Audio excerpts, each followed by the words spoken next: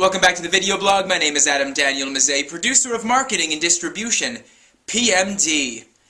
PMDforhire.com, and thanks again for watching.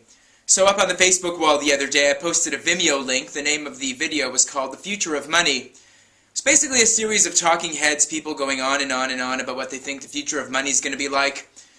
Problems with the global credit system, things that they think are problematic about how loans are granted out to people, novel ideas for the future, left-wing ideology, all kinds of other kind of inflated ideas and things that got a little bit of a, let's say, a buzz up on the wall. Vincent Ferrari, insignificantthoughts.com, and thank you again to my drug, my friend in Belgrade, Zdravo, my friend Dragan Krstic.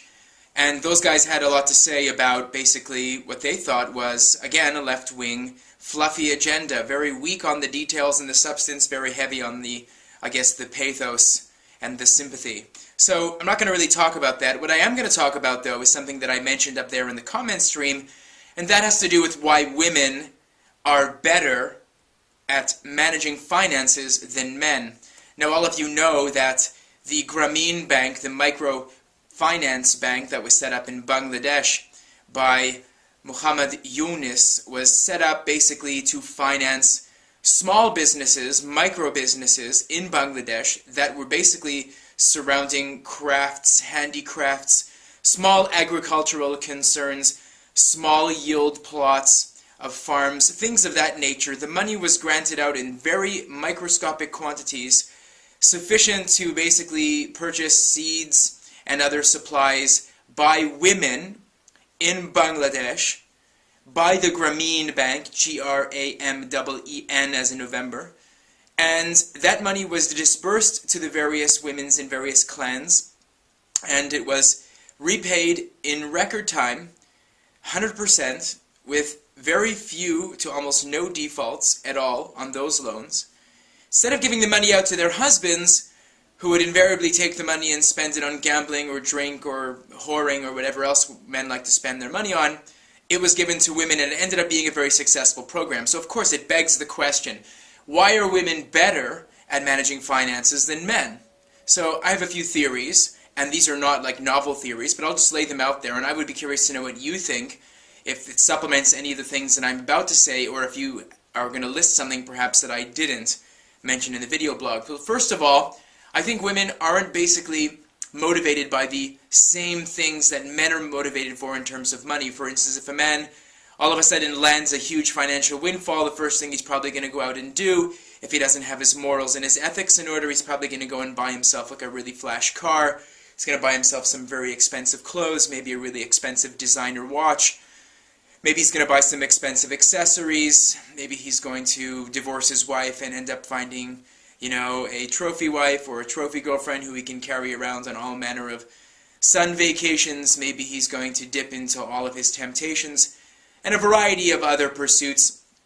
Let's say the majority of men will basically not be strong enough to resist the temptation of taking free money, found money, and just going wild with it.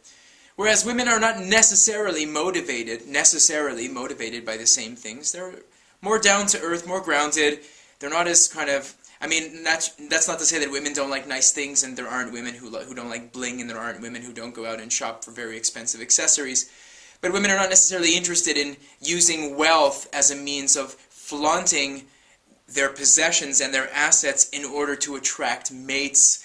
I mean, it all has to go back to the aspect of preening and sort of, you know, walking around in the yard and just with your chest out and trying to appear as appealing as possible for the gene pool. Women aren't necessarily motivated for things like that. They're not as apt to go to bars and get completely hammered and sloshed. They're not as apt to be going to gambling houses. They're not necessarily apt to be going to male prostitutes. So it's not sort of likely that a woman that comes into money that is devoted for entrepreneurial activities, she's not going to be going out into the field and blowing her load, whereas a man, the first tendency might be to do that.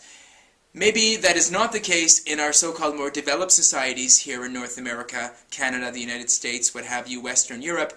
Perhaps we're not necessarily as apt to do that as males, speaking as a male, of course, but in sort of the let's say, the developing world, or what's known as the third world, countries like India or Bangladesh or Pakistan, or Cameroon or Zambia or Zaire or Sri Lanka, maybe the men are not as exposed to as many, let's say, calming influences as Western males are, and the societies are not necessarily as equal. In other words, a woman couldn't go to a brothel in Mumbai. I mean, a woman wouldn't walk into a brothel in Karachi. It's just, she'd get lynched or stoned. I don't even know if those kind of things exist, at least in the mainstream, whereas everybody knows that there's red light districts all around these large Indian cities like Chennai, or even in Delhi, or Calcutta or whatever. So just an idea, and I was curious to know if you had any other ideas as to why women would be good at keeping their money intact. Oh, also maybe because women are more family oriented,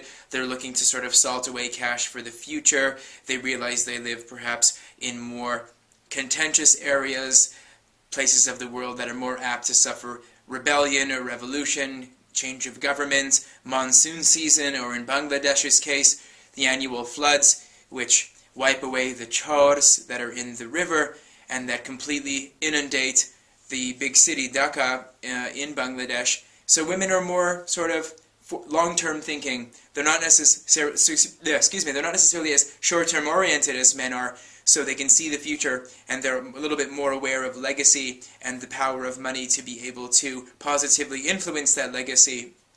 And men in those societies, they're more come what may. That's not to say that men don't look at legacy in Bangladesh. Naturally they do. But let's just say that women are not as necessarily fried out by the prospects of having really expensive lucre and things like that. So that's just some things to lay out there. I want to know, again, as I said, what you think. And go have a look at that video up on the blog. It's called, on the Facebook fan page. It's called The Future of Money, and it's going to be controversial. It's 7.5 minutes. It's put together by a group of guys in Germany, in Berlin, called KS12. And Gabriel Shalom, thanks very much for that particular clip that you executive produced. By the way, off to my right here, this is a statue. It's from alabaster stone, sandblasted. And actually, it's called, I don't know what it's called, but this is the sculpture that's on offer today. Every so often, I'm going to be switching up the sculptures over here. This is actually something made by Valentina, sculpturebyvalentina.com. It's interesting. Maybe something that you could use in your next film as a prop, perhaps. Thanks again for watching. Catch you again soon, and be well. Take care.